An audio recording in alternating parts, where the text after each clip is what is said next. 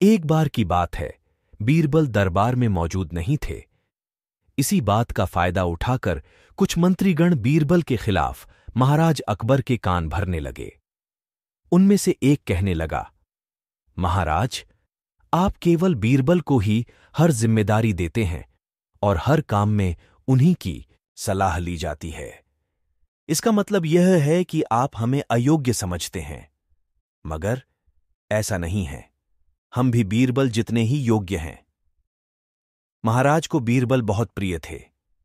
वह उनके खिलाफ कुछ नहीं सुनना चाहते थे, लेकिन उन्होंने मंत्रीगणों को निराश न करने के लिए एक समाधान निकाला। उन्होंने उनसे कहा, मैं तुम सभी से एक प्रश्न का जवाब चाहता हूं, मगर ध्यान रहे कि अगर तुम लोग इसका जवाब न दे पाए तो तुम सबको फांसी की सजा सुनाई जाएगी। दरबारियों ने झिझक कर महाराज से कहा, ठीक है महाराज, हमें आपकी ये शर्त मंजूर है, लेकिन पहले आप प्रश्न तो पूछिए। महाराज ने कहा, दुनिया की सबसे बड़ी चीज क्या है? यह सवाल सुनकर सभी मंत्रीगण एक दूसरे का मुंह ताकने लगे। महाराज ने उनकी ये स्थिति देखकर कहा, याद रहे कि इस प्रश्न का उत्तर सटीक होना चाहिए। मुझे कोई भी अटपटा सा जवाब नहीं चाहिए। इस पर मंत्रीगणों ने राजा से इस प्रश्न का उत्तर देने के लिए कुछ दिनों की मोहलत मांगी। राजा भी इस बात के लिए तैयार हो गए। महल से बाहर निकलकर सभी मंत्रीगण इस प्रश्न का उत्तर ढूंढने लगे। पहले ने कहा कि दुनिया की सबसे बड़ी चीज भगवान है, तो दूसरा कहने लगा कि दुनिया की सबसे बड़ी चीज भूख है। तीसरे ने दोनों के जवाब को नकार दिया और कहा कि भगवान कोई चीज नहीं है और भूख को भी बर्दाश्त किया जा सकता है। इसीलिए राजा के प्रश्न का उत्तर इन दोनों में से कोई नहीं है। धीरे धीरे समय बीतता गया और मोहलत में लिए गए सभी दिन भी गुजर गए।